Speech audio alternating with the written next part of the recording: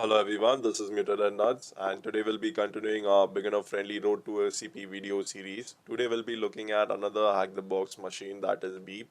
Beep is a Linux system, and it is relatively easy. Like the difficulty is set as easy, and there are multiple ways to exploit Beep. Okay, so today we'll be looking at two ways, and in the upcoming videos we'll be looking at the remaining two ways to exploit the system. Okay, so let's just quickly get started. And as always, I first run an auto recon scan, so I'll be running it as sudo because I'm running the system as Kali, and I need the root. I need to run this as root because the UDP scan wouldn't work otherwise. So I'm running Python 3 over here. Okay, I'm running this file using Python 3. I'll be giving the directory where autorecon.py file is present, and I'll be giving the target IP address, that is this, and as well as I'll be giving the O switch, that is for output, and we'll be giving the output directory. So I did already execute the scan, so I wouldn't be doing it again. So let's just quickly look at the full TCP nmap results. And we see that there are multiple ports open over here. Okay, we have port 22, 25, that is for SMTP, Simple Mail Transfer Protocol. Then we have port 80 over here, which is running HTTP. We also have port 443 open over SSL. Okay, so what we'll do is, since there are multiple ports open, we'll just quickly go and look at the web browser first, and we see that we'll try to check if there is something interesting. So if we try and go to port 80, it redirects us to port 443 because it has to run as SSL. Okay, so this is what we come across if we come to this particular web page over here, which is running on port 443 because of this S connection, HTTPS. Okay, so now what we'll do is we are just stuck up with this page, and I don't think we can do anything much. We can probably try admin as password. We even tried the default password of Elastic or something, like but nothing worked out. So next thing, what I would do is I run an GoBuster scan, sorry, and the auto recon scan for some reason it does not run GoBuster correctly. So I manually run it myself. So first I did the common text. Okay, so if you guys know, like GoBuster, so there is like common text and which is present word list. Common text is like hardly around 4,900 words, I guess. And then we have the medium text, that is like around 2 lakhs plus words. So this is a scan which I always prefer and run first, and try to get some interesting directories and files present. And you guys can manually go and enumerate this entire directory. So first thing what we'll do is we'll just go and look at this admin directory over here. Okay, so we just take this. Okay, just copy it and paste it over here, because obviously you guys may be aware that how directory works, right? Since we are over here and there's a admin directory present after this, so let's just quickly go and see what happens. It asks for user ID and password. So if you enter something like admin, it does not let us, so we'll just press cancel, and we come across this another web page over here, sorry, web application, which is like free PBX. Okay, and free PBX, the version number is given over here. Okay, so we have the version number present, so we can probably take it and put it in cherry tree. So we have this version number present over here. Now what we do is we go to this web page and we see like if there is anything interesting and what it is about. So it's like a calling module. Like whenever you have your work systems and everything, you need to have this GUI based at controls and manage asterisks. Open source communication server. So it's an open source communication server. Basically, you can probably call people over there or something like that. It's like somewhat sort of like how Skype works, maybe. Okay, so you need to have an extension number or something, and it actually lets you communicate in the organization or something. So okay, so this is what PBX is about. So we'll just have a look at the version. So first thing what we'll do is we found some web page, right? Okay. So we'll not go into the Elastic part first. That probably in the second video will be like I'll be showing you guys. And the first thing what I would do is go to Searchploit and check for free PBX. Okay, so there are multiple vulnerabilities present over here, I guess, and it looks like we have the version number as 2.8.1.4. Okay, so we'll just look something which is like above our particular version. Okay, so we have 2.8 over here, but we need one as well, right? So probably this thing wouldn't work. And then there are multiple other vulnerabilities over here which are like, you require authentication. Then only they are going to work. They are like authenticated remote code execution.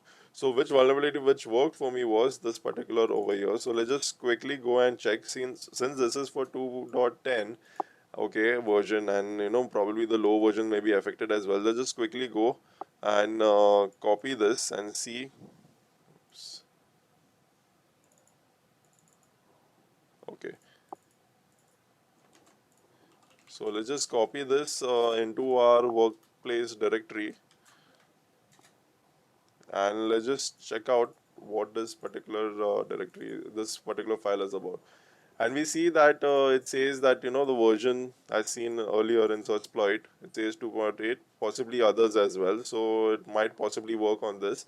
So it just says over here you have to enter your R host, L host, and the port number. Okay, so your remote host. So we'll just edit this and try to enter our port now, sorry, IP address, that is 10.10.7. Okay, and then we have to edit our local host, so that is 10.10.14.20. So this is my machine's IP address, the attack machine's IP address.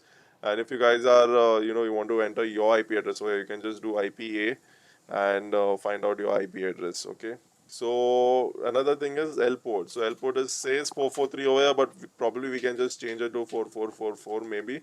And it says something like extension. So I'm not sure what extension is about. Okay, so probably what we'll do is we'll just try to run this with 1000 itself, like the default setting, but it wouldn't work. It would give us an error. Okay, so you guys can probably go and try and check out if it works or not, but it does not work in 100. Sorry, if you give 1000, it gives us some error. So we'll just quickly go and try and execute this. Okay, and just check. I'll just show you all. SLA. Okay, we have the Python script over here. Python 18650.py. Also, we'll set up a listener on port 444. Okay. So we have few errors coming over here which says in this URL open. Okay, so this URL open, actually for some reason I don't know, there's some error which is coming.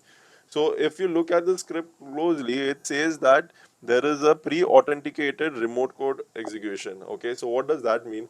So pre-authenticate, obviously we don't require any credentials, but we require something like this extension firstly over here. Okay, and it says remote code execution. So probably it will give us a reverse shell maybe. Okay, so it says over reverse shell payload, and it actually adding a payload. So now first thing what we'll do is, since this URL lib is giving some error, you guys can probably go and figure it out and try to modify this. But one thing what I would do is, instead of all this thing, I would just go and simply print. So what will happen is, instead of, see what this particular script is doing, it's calling this module URL lib. If you guys read through the code, and it says URL open. So in short, this entire URL, okay, it's going to put our extension number from here over here. It's going to put multiple things, and it's just going to open that URL. Opening the URL is as simple as over here. If you go and go to a web page and just probably put this web page, so it's as simple as opening this URL. It's just doing that. Okay, so what we'll do is, in order, since this is giving error, so just quick tip, just say print URL. So now what will happen? Once we print URL, so we'll run this exploit again, okay, because we modified it using print URL. So it just prints the entire content over here, what URL we need. Okay, so we'll just copy paste it, take it, copy selection, go to our web browser. Okay, we have not yet hit enter. We'll just look at the netcat listener. We'll see if it works with 1000 extension, and we just press enter, and we see that we do not get anything over here, and also over here it's taking some time probably. Okay, so we don't get any message over here. We do not even get any shell over here. So now what we need to do is, we probably have to find this valid extension number. Okay, so what to do, how do you find an extension number? So extension, probably it's for the free PBX application, right? So just probably go on Google and just mention PBX. Okay, how to find uh, PBX extensions. Okay, so we just enter this, and the first link which comes up is the one which we are looking for. We need a tool called SIP Vicious. Okay, SIP Vicious, sorry. So we require this particular tool, and you guys probably have to go and download it and install it. So you can go to this GitHub page over here, and it will tell you all how to install and everything. So once you have it, you probably need to. Okay, so since there are multiple modules present in this particular tool itself, so the one which we are looking for is extensions, right? Okay.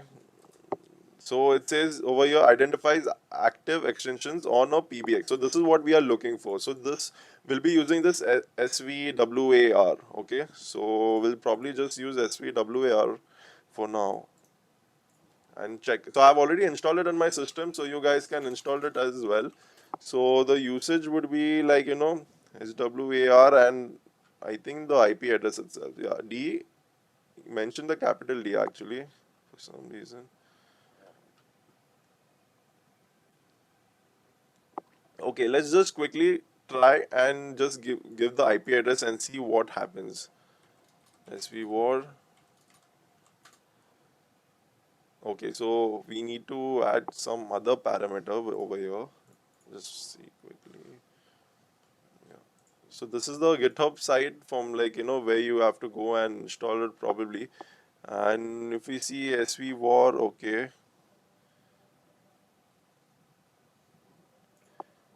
probably have to use the force parameter. Okay. So we have few things over here, and I don't know, literally it found nothing or something like that. We got some response like this. Okay, it found nothing. So what we'll do is we'll probably go and check out and see if we can find something interesting how to use SV War.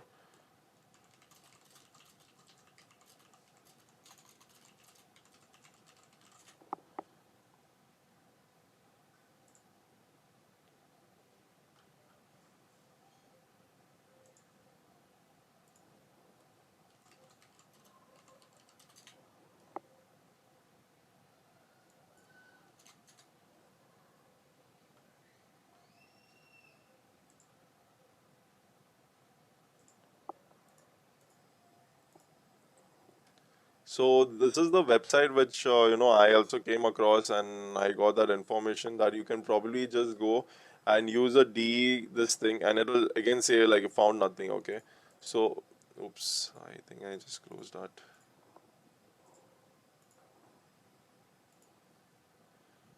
Okay, so we have to go over here and have the invite switch done. Okay, so I think what it will do is once you use the invite switch, it goes and it tries to ring everybody. It goes and it tries to ring on all these extensions to see if it is valid or no. So in a real time scenario, obviously everybody in the office, okay, you will be having some extension, right? 4, 4, 5, 6, 7, something like that. So that's what it's going to do. It's going to ring all the extensions, and it is, so we'll be using this particular invite command over here, and also the D switch, because the D switches are for the extensions which are default. So you guys can probably go through this much like more and check out the things over there. So we'll be giving the D switch and the module, that is invite, and let's see what happens now. And it says something like, okay, SIP phone may scan and it may cause a ring and wake people up in the middle of the night. So that basically says like, obviously if there is a valid extension, it's going to try for all the possible extensions to get a valid output. So the script runs and it takes some time to execute. So let's just wait and see what happens.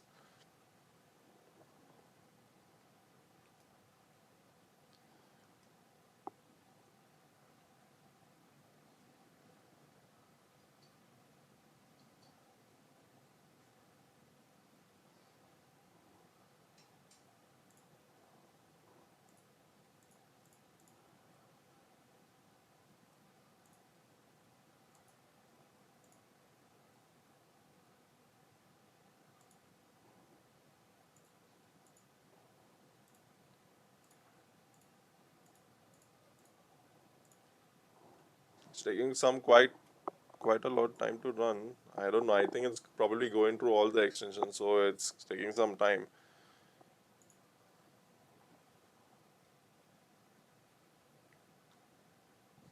probably we'll get some output like this, okay, extension and authentication. Okay, so it's done. Our scan is done over here, the invite scan. And we see that we have multiple extensions present over here and it says like weird, okay. So you guys can probably go and try all these extensions, okay. And I don't want to do that because I already did it earlier and it did not work. Not all of them, but I tried few. So the one which says like require authentication, so it says record. So we'll just try and copy that and paste it in our particular code over here. Okay, so it probably will just get saved over here itself, and we'll come back over here and we'll try and execute and run the script again. And see, we already got our file present over here. And see, we mentioned the call this, right? It was 233 just now, which we entered. The earlier one was 1000. It just did that, so we could manually enter it as well. But to make things easier and to avoid any confusion or something, we'll probably do this. We'll run this and we'll try and copy paste it again. Copy. We have a port listening over here, right? Go to the web browser and do this. Okay, it says something like f open something system while. Okay. Now we see over here in our port 444, we already have a shell. And if you do who am I, we are in the system as asterisk. Okay, so that's how it is. Like the initial foothold. This is the first method which you can do, and you probably get access to the system. And if you guys want a better shell, because the shell is very limited. If you see, if you do LSLA, and if you try to go back again, if you do LSLA, you're still stuck over here itself in the temp directory, so you wouldn't be able to go back. So probably what you can just go and upgrade the shell. You can just do nvlp. We'll use port 4445 now, and we'll use the pentest monkey bash one line shell. Okay, so that is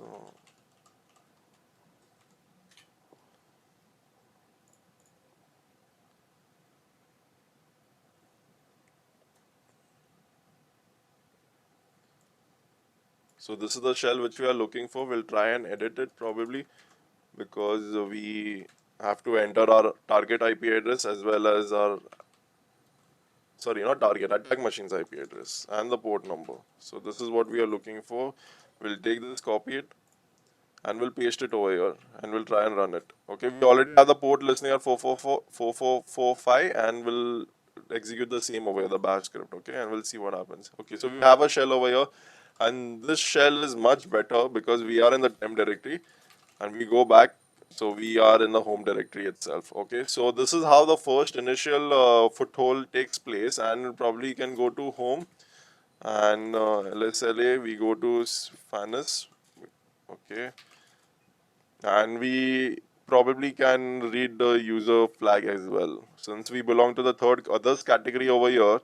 Okay, so we can read our user text. Since we come over here, we belong to this category, right? That's how we enter this folder as well. Since we belong to the third category, we enter this folder because we have read and execute permissions on that. Okay, so now this is how it is done, the user flag. So coming to the privilege escalation, I will be looking at it later, okay, because we'll probably just go and execute and see how we get into the system using the other way as well. So probably just go and exit for now. Okay. Okay.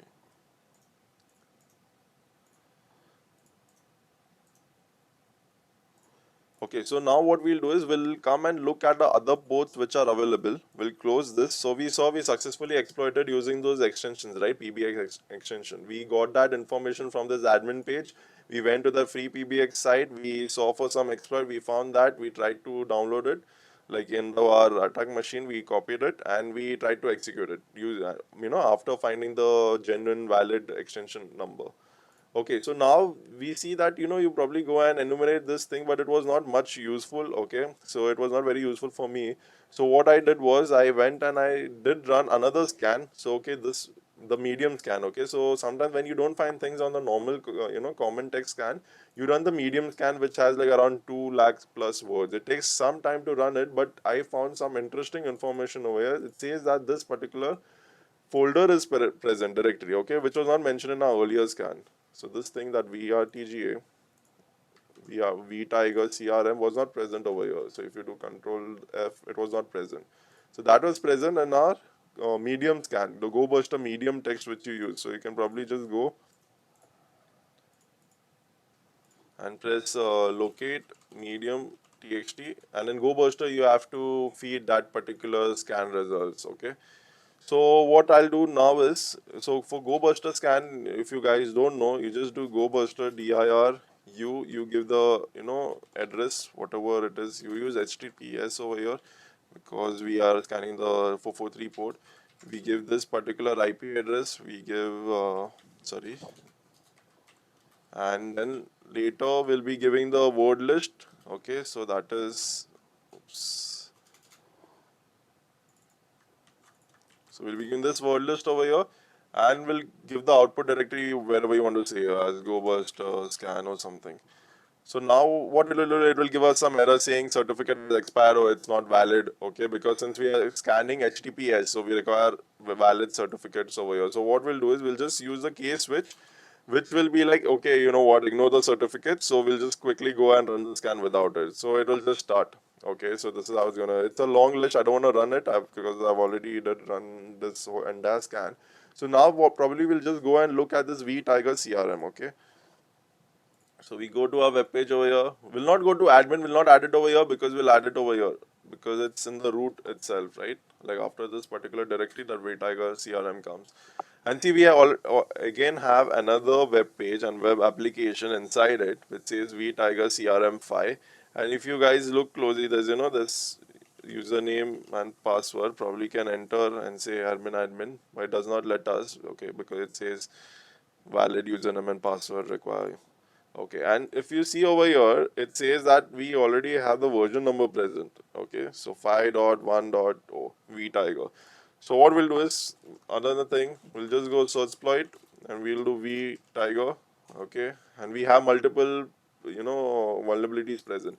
The one which we are looking for is this 5.1.0 because this is the same one, right? So probably we just require this vulnerability, and it says local file inclusion. So local file inclusion vulnerability is present over here. We'll try and copy it. We'll go to search exploit. We'll use the M switch because to copy it in our working directory, we'll go over here. Okay, so this is the one which we are looking for, which says vTiger CRM version number this, and it says that particular we have this vulnerability present where you can probably have an LFI done over here, and it says try this localhost. Ignore the local host because they probably tried in their entire in their own system after installing that particular web app, but probably you have to go and copy this entire thing over here like after localhost, and we'll try and paste it over here. Okay, and we hit enter. So what this will do is it will try and find out the etc password page, and we see that it is vulnerable to LFI. So we got the contents of the etc password page. Okay, so just to confirm, see if we execute this particular exploit like the way this particular method, at first we would not be knowing that the user asterisk is present. As we entered in the system using the first method, we saw that we entered as asterisk, right? So that means we are in the system over here. Okay, so we can cat for this file. And if you guys don't know what this particular means, it's as simple as, okay, I'm in workplace, right? Okay, so this is my current working directory. Now what happens is, if I want to go behind, okay, I want to go back, I'll do cd, I'll do this, right? So I want to go to workplace again. So I'll go to scan again. So I'll just show you all quickly what that particular this entire thing means. So see, if you guys obviously are aware, most of you guys may aware that how directory traversal or path traversal works, and you all can skip ahead in the video if you guys don't want to watch. But this is a beginner friendly series, so I'm just trying to explain this entire thing, what it is actually doing. Okay, so first thing what we need to know is, since we are in workplace, right? So we go to scans. And okay, so now what we'll do is, if you want to go back, we'll do this. Okay, so we'll go from scans directory to the workplace directory, right? If you do that, let's just quickly see. Okay, so we are in workplace directory. So we'll go to scans directory again, just to show you all. Okay, so now if you want to go to this 10.10.10.7 directory. What we would do is we would do this like two dots and forward slash two dots forward slash, and now we are in this particular directory. So we move two directories back. Okay, so now again we'll go to workplace and we want to go to scans directory inside. So we'll just do this workplace and scans. So we come to scans directory again. So we do okay. So now we want to go behind three directories. Okay, we want to go behind three directories. So we'll do this and we see that we come three directories behind. Okay, and if you come three directories behind, and I'll just quickly show you all. So now we are in this particular directory over here. Okay, so I'll just add a temp folder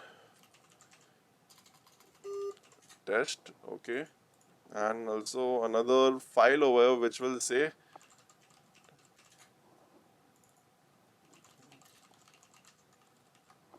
oops.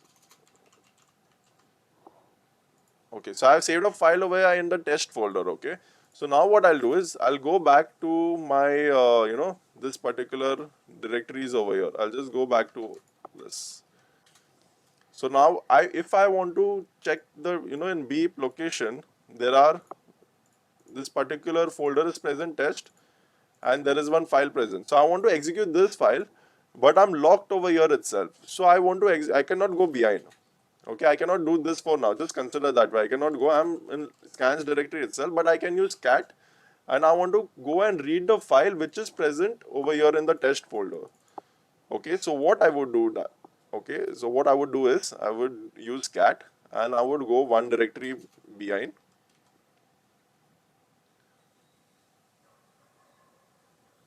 No, okay. So first thing, what I would, in order to execute that, I would put one directory behind, and I would go another directory behind. So now we did two directories behind, right? So we came from scan to workplace, now workplace to this particular IP address directory. So now we'll go another directory behind. Okay, so we came over here, we came two directories back, and now what we'll do is we'll probably go and since we are in the beep directory, so we'll go and try to go inside the test directory.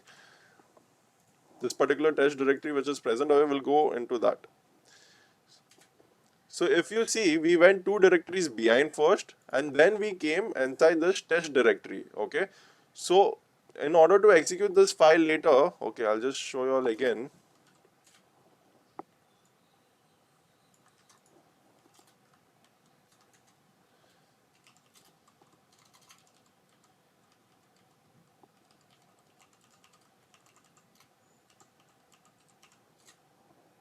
So if we see, we did a cat right now since we want to read the file. So what this would do is, since inside the test folder there is a test.txt file, right? So first, in order to read this, entire file, it will be like, okay, you know what? We are in the scans directory. We will go back one directory. So now from scans, we are into workplace directory. Okay, done. So now they'll be like, hey, you know what? Go back one more directory. Okay, so we are in workplace, but we now will go into this directory. I'm like, okay, fine. It was like, hey, you know what? Go back one more directory. Okay, then we are in this directory as of now, but we go back one more directory. So we come into this beep directory over here. Okay, so this beep directory has two particular folders. If you guys see over here, this beep directory has this particular one folder and this test folder over here. So now what we'll do is, hey, you know what? I don't want to go back anymore. I want to go into the test folder. So we go into this test folder which is present over here. Okay, then what happens, we're like, hey, I'm in the test folder. Now I want to execute this particular file. I want to catch this file. I want to read this file, what's present inside. So we go into this and we check this particular folder and it says test completed. And this is what is mentioned over here itself. Okay, so this is how your directory, you can go back and forward. Now this is Linux system, right? So for Windows also, I will just show you all, it will be like this, backslashes. So you'll be using that for Windows system. For Linux, you'll be using the forward slashes. Okay. So this is how the directory works. And coming to this particular exploit over here now. So just ignore the first part for now. Just ignore this part and you have an equal to sign. So whenever there's an equal to sign, it's always very certain that, probably you'll be having an LFI. So you should obviously go and first check for LFI. So I'll just quickly come to this remaining part over here, but first we'll look at this part, okay? So it actually says, hey, you know what, come back one directory, come back one directory, come back one, come back one, come back one, come back one, come back one, okay? So once you finish coming back all directories, go to this etc folder and then go to this password file and open it. So this is what it is doing. Okay, if you relate it over here, so there are multiple going back in that Mozilla script, not the script, but the command over here which we are entering. But over here, you know, if you guys can correlate, this is how it actually works. So once you go back, then you go to etc folder and then go to the password file. So this is how this entire thing works, and you can probably go and check for groups as well. Group file, sorry.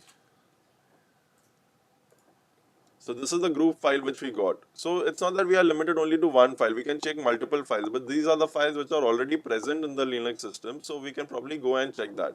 Okay, so now once we know we have you know LFI present over here, that means we can open any file which is present. Okay, which is present in the system.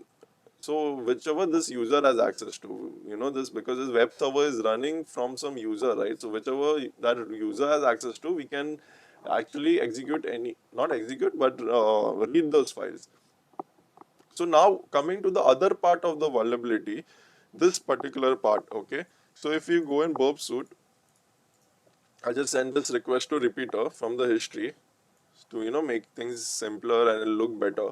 So see, first we are sending a request, right? This is a HTTP request. This is the module which we found.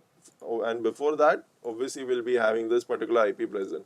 Now what we'll do is this particular thing we didn't make it up. We didn't find anything because obviously it was present in the script over here. It says that hey, you know what? There's a LFI vulnerability present over here already. So you can go and probably exploit this. Okay, so this is what we are going to do. So we found this particular vulnerability, right? It was PAS. Okay, so only this thing we have to change over here. We don't have to remove this person 00 because you have to give this null character. Okay, so we have to add this because it's present over here itself, right? So this is not what I created. It was already present in the script. So now we'll go and look at a burp request. So this module PHP, module name, so basically, whenever you're sending a web request, all your web pages will have this particular file over here, okay? If you go this sort fields, JSON, PHP, this is a PHP file. It will have some module parameter, okay? Which usually will say like, hey, you know what, I want to open, I'll just erase this quickly.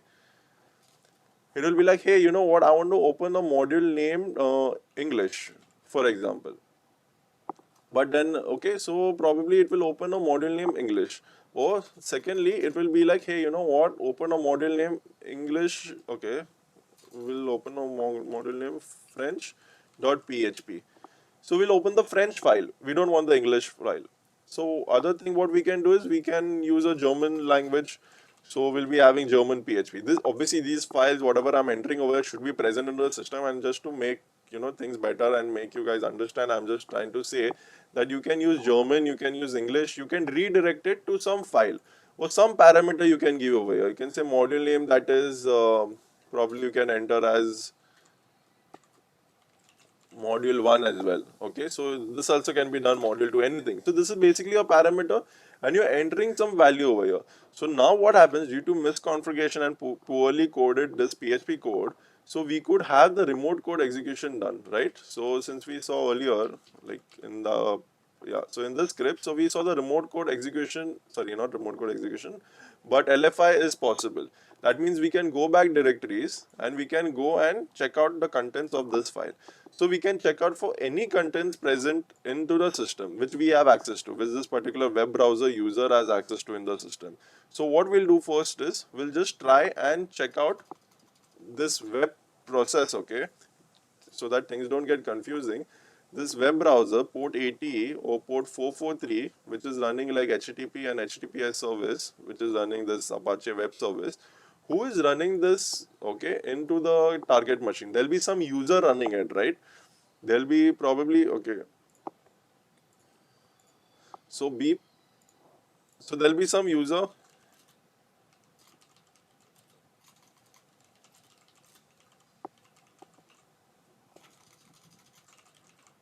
okay, there'll be some user which is running, this particular web service over here.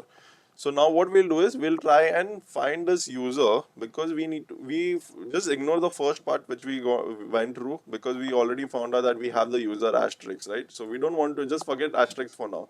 Now we want to find that this particular web service is actually which user is running this service. So what we'll do is we'll do processor, so that is proc, and we'll go to self, that is self as in, since now this particular web page, this PHP web page would run, right? Who would run this? The web server would run, the Apache web server would render, and do everything. It will execute that PHP.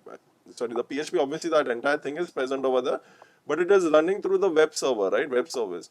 So that means we are using the processor, we are trying to find the self, like self, what basically self means, if you try and run this particular service over here, okay, and if you do whichever service is running, suppose this particular PHP service is running, and if you do processor, self, and you'll do status, so it will give us the information of this particular web service over here. Okay, just to quickly show you all, if I do cat and I do proc self status, it actually shows me this particular UID and everything. And now if you see, we did cat process self status for the cat function, because cat also is a function, right? And for that we did this particular thing. So this is what it gave us, this output. Okay, so now what we'll do is we'll go to Burp Suite and we'll be giving the same thing again over here, okay, and we'll try and run this and see what output do we get, because we need to find the process what is executing this. In our case we saw cat over here, this is that obviously the HTTP web server is running. So let's see what information we get. So if we see over here, we have this name HTTPD, and if you see the user ID is 100, okay, the one who is running this particular process is 100, and it says like groups, something, peak size or something. I don't think it is of much information over here right now for us, but this particular user ID is very important, 100. So now we'll go back to our file which we saw, the etc password file, right? So we'll go back to that.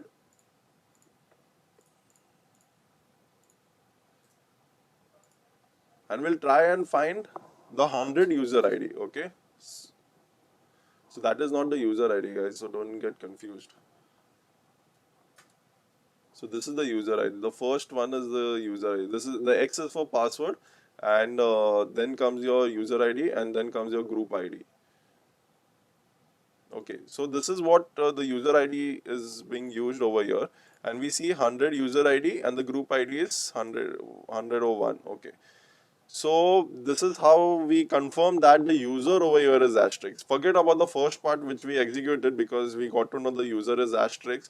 But over here now we didn't know which user it was, right? And why is this important is because we are going to use an exploit using a mail service which will help us identifying the user and send something to that user. That's why this whole thing of finding that particular user, this asterisk user, was important. So this is a very important and cool tip, obviously, and obviously even I did not know this, but I got to know through IPSec, like his videos. So this is how it actually works, the process behind it. That's why we need to find that particular user. Okay, so now what we do is we just go quickly and look at our other service which is present. Okay, we'll close these, we don't require it. Okay, we see this port 25 open, right? SMTP. So probably we just try and go and enter into that and see if we get something. So in order to enter the SMTP service, we'll just use telnet, and we'll be using the port number, that is 10.10.7.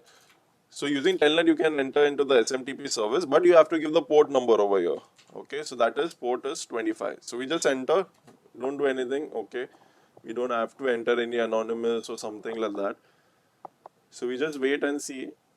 It takes some time to load. Don't hurry up and type something. Just wait for some time. Yeah, let this thing come. Okay, so now once we have this thing, what we'll do is we'll just quickly use the hello command, which is an extended hello, which says that, hey, you know what, let me into the service and I need to send some mail. So we'll use the hello command, and I'll be giving just my name over here, and I'll just say beep local domain. Okay, I copied this thing from the above thing, but I just added my name over here, and I'll just press enter, and it will let us, and it will actually show us the commands which we can use to see if this particular any users are present or no in the system.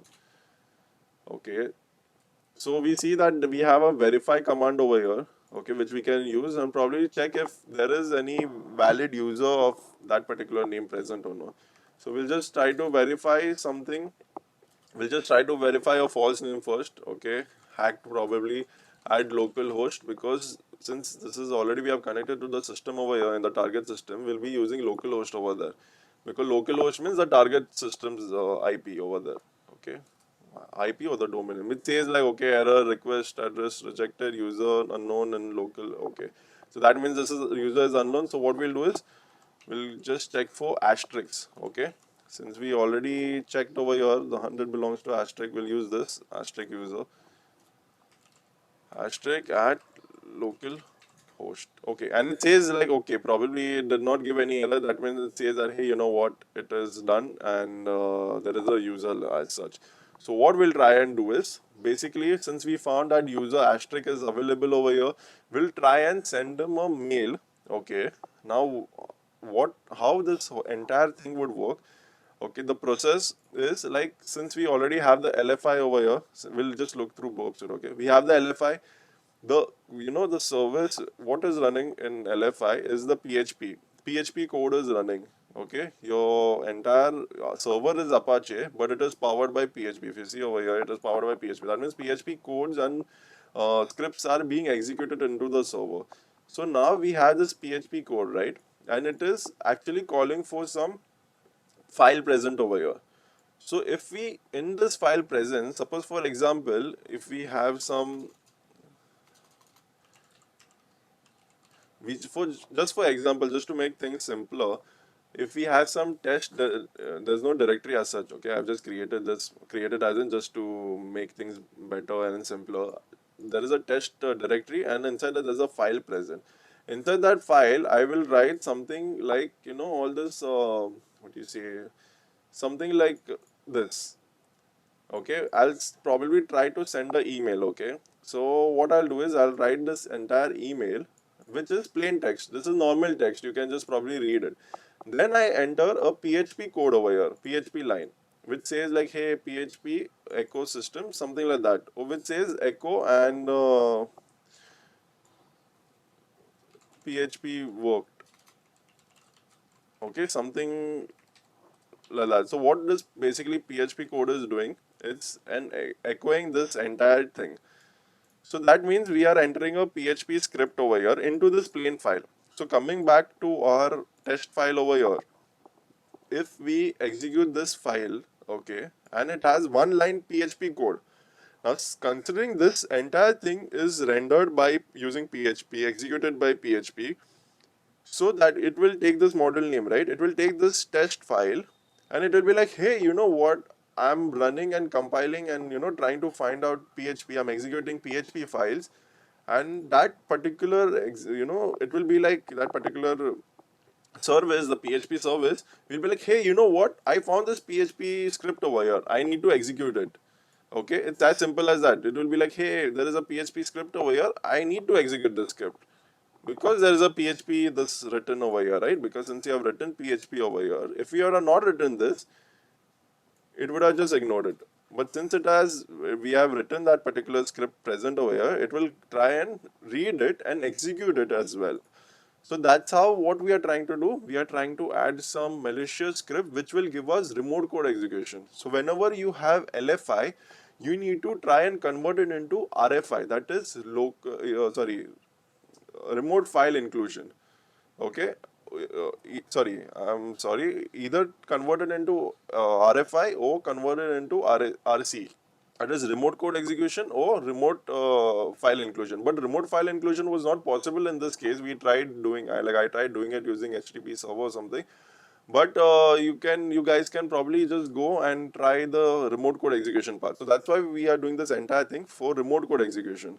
So once we do this, that means remote code execution is successful. That means we are successfully editing something and there is some script running. So we can probably go and modify this and we'll see how we do that later to get proper remote code execution. For now, what we'll do, we have this particular thing. Okay, I think probably it just logged out, I guess. So let's just quickly check if we can send a mail from, we'll just probably add any email ID present over here, hacked, okay, and it's like .com. It says okay, fine. Mail from is fine. Now we have to give the RCPT. So this is same like Google, okay. If you guys are creating a new email, so first I will put like a from parameter, right? Obviously, but obviously from you don't have to put it because by default it takes your ID. But any email would have a like a from parameter, then it will have a to parameter. So to, we have to give it to asterisk localhost. Okay, so the one which is present over, which we verified. Okay, so we'll be giving that, and then later on we'll hit enter again. It says okay. Now what we'll do is, now we need to enter the subject, sorry, the data of the email. So we'll just enter data. It says like, hey, end data with something like this, the dot file. So we'll look into it later. So what we'll do is we'll enter the subject. Obviously you entered from, you entered to, now you need the subject line. So you'll like, we'll just enter like you are tested, something like that, okay. And the subject will probably just enter testing one. That's it. For now, we'll not enter the PHP script because we need to verify and see that once we send this email to asterisk user, can we go and using LFI, can we read that file? Then only it's going to be useful for us, right? Okay, so we'll just do testing. And in order to end this particular email, you have to give one blank space and press the dot button. Okay, you go, you exit it. I don't think you require it anymore. So just do exit. Okay, I think it's quit. Okay. So we have sent the email, and if you see, the email location is actually by default it is in var folder mail and the username, that is asterisk over here. So now we'll try and see if we get this particular file, if we have our email present, the one which we sent.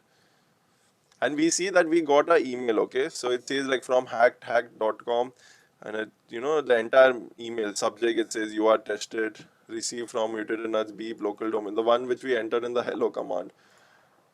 Okay, so that means we have successfully got this email over here. We can read the email as well. So now if we enter any malicious PHP code, okay, over here, like after this line, we'll enter some code like this particular line. So I'll just explain this code a bit later, like what this line is, but this is a PHP script in the end. So just understand that.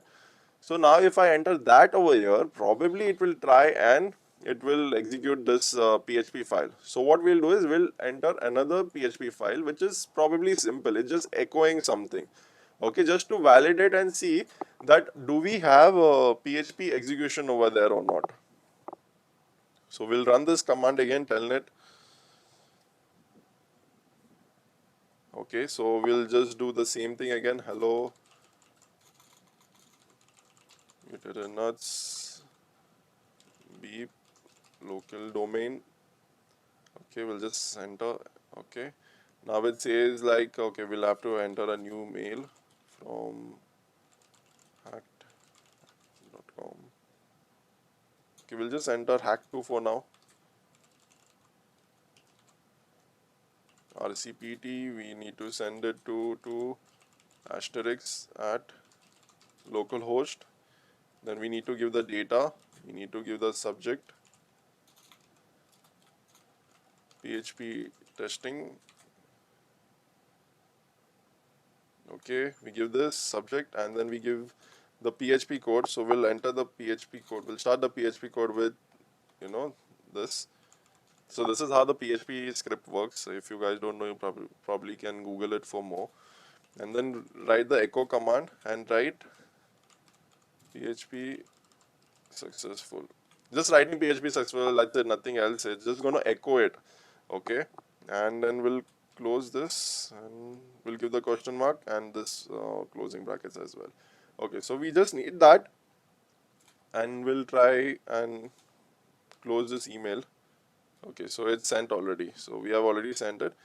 So now what it will do is, if you look closely, this PHP command over here which we entered, if PHP is successful, okay, in the burp suite over here, if it is not in the burp suite but in the system, if you are trying to call that file, mail file, if it is successful, it will not display these things. Okay, this thing it will not display all these things over here. It will only display this particular thing because we are echoing and request. Like how we do echo, uh, something like this, right? So it does not show you echo, it does not show you anything, it just says kindly subscribe. So that's what it's going to do. It's just going to echo this and see if PHP is successful or no. Okay, so let's just quickly run the same file again, press send, and we see that over here we do not get those PHP script starting lines, the ones which we had entered over here, echo and all. We do not get that. We only get the inside information like seen over here. That means that PHP is successful over here, right? So once we know that PHP is successful, now we'll try and modify it, and we can give some malicious command or something so that we can have remote code execution. We already have remote code execution since the echo command, right? So now we need to try and modify it so that it works in our favor. So what we'll do is, again we'll try and telnet, we'll wait for some time.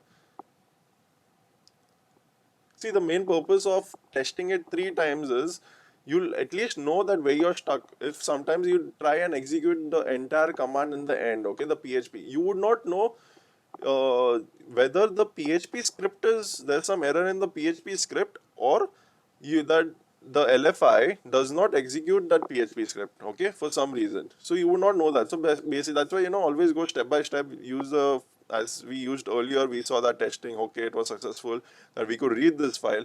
Then it was like, okay, we successfully executed PHP. Now we'll send another email which will have our PHP script. Okay, so we'll do the same thing again. Hello, and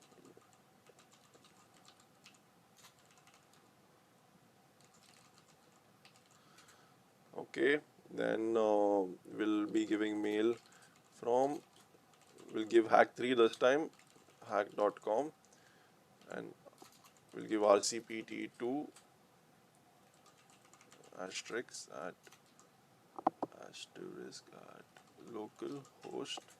Okay, then we'll give the data, we'll give the subject as you are hacked. Okay, you can enter anything. Now we'll enter the PHP code. Okay, so we'll enter this PHP code over here, and we'll do echo system. If you want, you can remove echo as well, like remove it out, but I'll just keep echo because we want to see what we are doing. Now what we'll do is we'll try and create a request parameter. Okay, we'll create a parameter. Okay, you need to give this to request. So this is the syntax which is used by PHP. I'm not creating anything on my own. And we need to use this bracket, give the request parameter. So parameter will enter just as mutated, or we'll just give command to make things easier to understand. Okay, we need to enter some command. So I'll just quickly explain you all this script, and we'll close this. So now we open the bracket right away. Obviously, if you guys know basic coding, and you close the bracket, this bracket we opened, we closed it as well. So, and we use this semicolon in order to end the script. Okay, then we give a space, we use a question mark, and close the brackets as well. Okay, we just enter, we go down, we press dot, we enter. Okay, that's when it's done. So now let's just quit this, and let's see what happens. So in order to explain this script, okay, so first we'll just go and check if we have our email coming over here, and we got our third email as well, and we do not have any information present, like we do not get this command or anything present over here, right? Now I'll just quickly explain this script. What it does is, it does it, if you look closely over here, we have a module name, right? So just consider this as command. The same name which is present, we'll just consider this as command. Where did it go? Okay, so this PHP ecosystem. So we are executing a system command over here, and we are giving this request. So we are requesting a parameter. So you have to provide some value to this particular parameter. So now to make things very easy, this command word over here is the similar thing as module name over here. Okay, obviously I have not created module name, but something, it will come up later after this asterisk probably, or after this. So there is a module name, right? So over here, and the command thing is similar to the module name. So that means it's requesting for a parameter. So in this module name, we are giving a parameter this, right? So probably we need to give another parameter which says command, and then write a malicious remote code execution code, okay? And let's see what happens. So what we'll do is, we'll go over here, we'll give another parameter. To give another parameter, you will require this, okay? You just enter and then give command. And now we enter the command. Okay, so what command would you enter is just type who am I, and we'll send the request. And we see that we have successfully, see, it is highlighted, right? The blue one over here. So this parameter, module name, belongs to this particular PHP file over here. Okay, this is not part of our PHP file. It belongs to this PHP file. And now this parameter command over here, which we created inside this file, is part of this particular file over here. Okay, this asterisk file.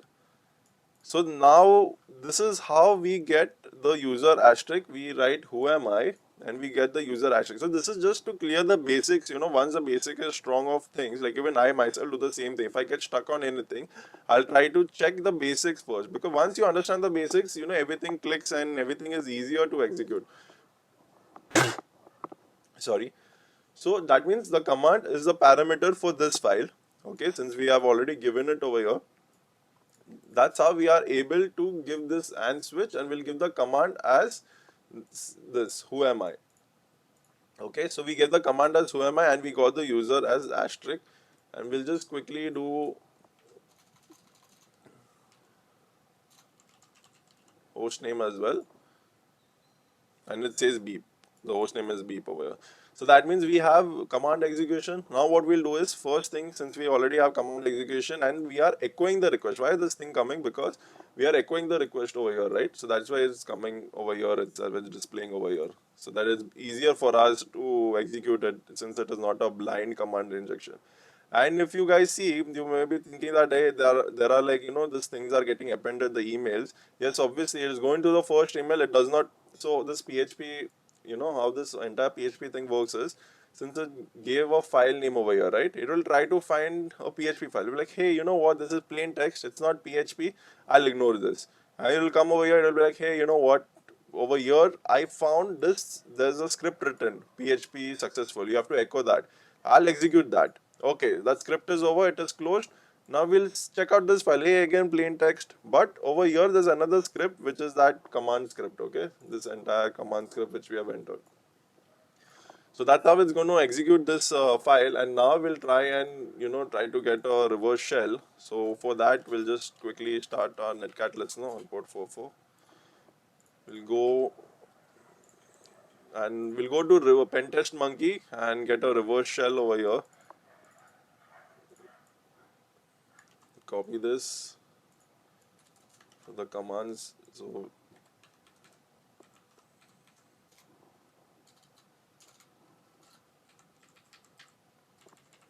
we'll enter 4444.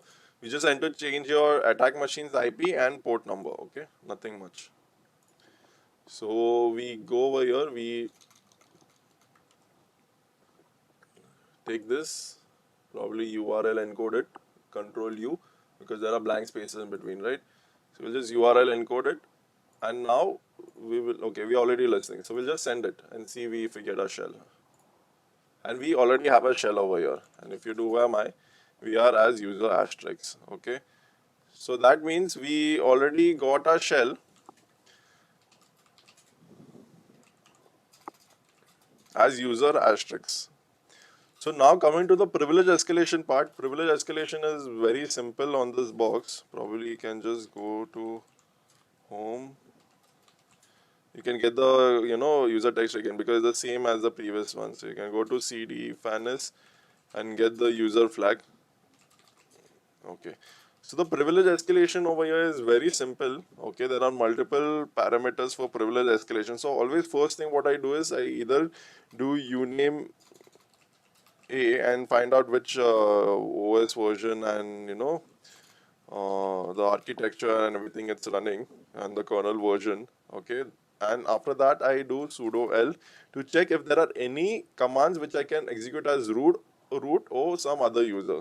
So I do sudo l and I see that there are multiple commands which I can run as root, and I don't need to enter any password over here for these commands. Usually if you do sudo l, like if I do sudo l in my system over here, I'll just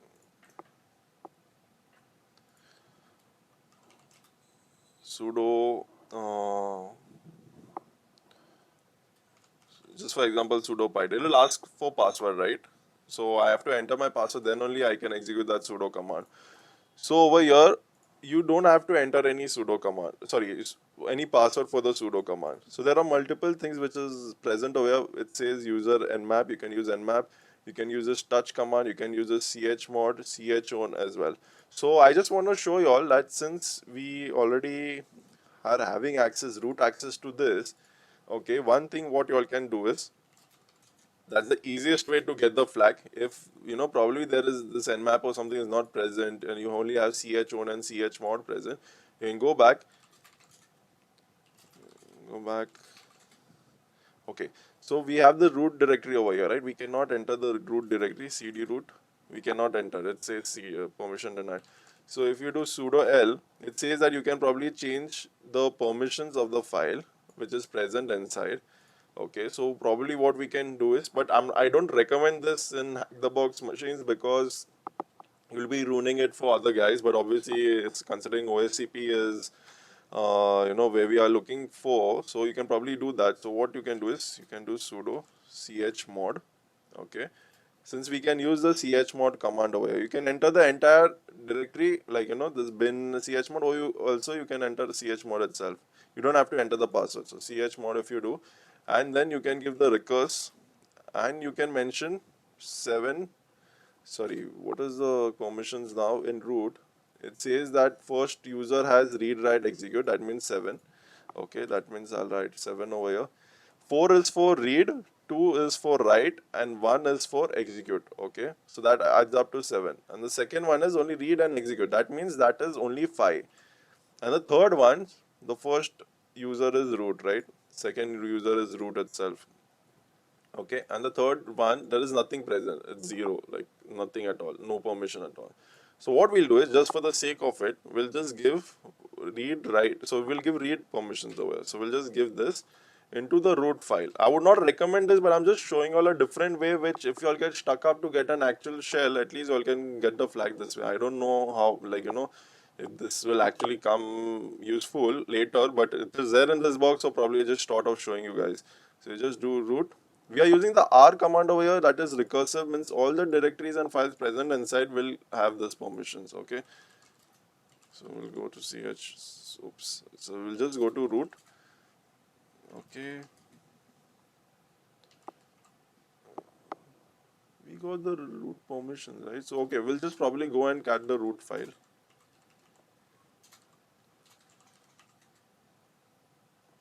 Okay, I think we probably need to go,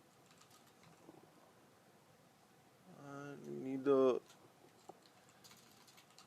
sudo chmod, or give us 7.4 and we'll just give 5. Okay, root. Okay, cd root. Okay, now we are in the folder as root.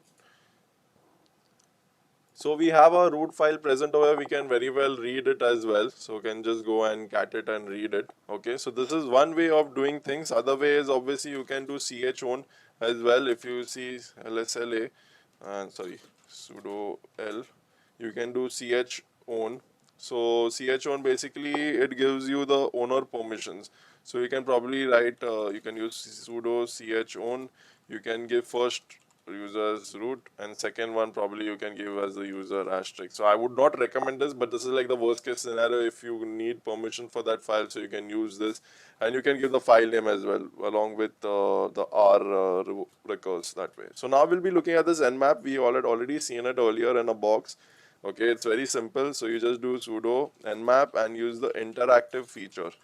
Okay, the older versions of nmap had this interactive feature, and then you can just do this, give the exclamation marks and give sh. So that will give you a shell. So if you say who am I, it will say root. Okay, so it's as simple as that, and you can go to the root directory and you can get the root flag as well. Okay, so that's it for today, I guess, and there are more two ways to exploit the system, and that will be looking up in the next video. So if you guys like this video, and so kindly like, give a thumbs up, and also do subscribe for more interesting videos. So I was trying to make things simpler for beginners, since this is a beginner friendly series. So hope you guys liked it. Okay, thank you.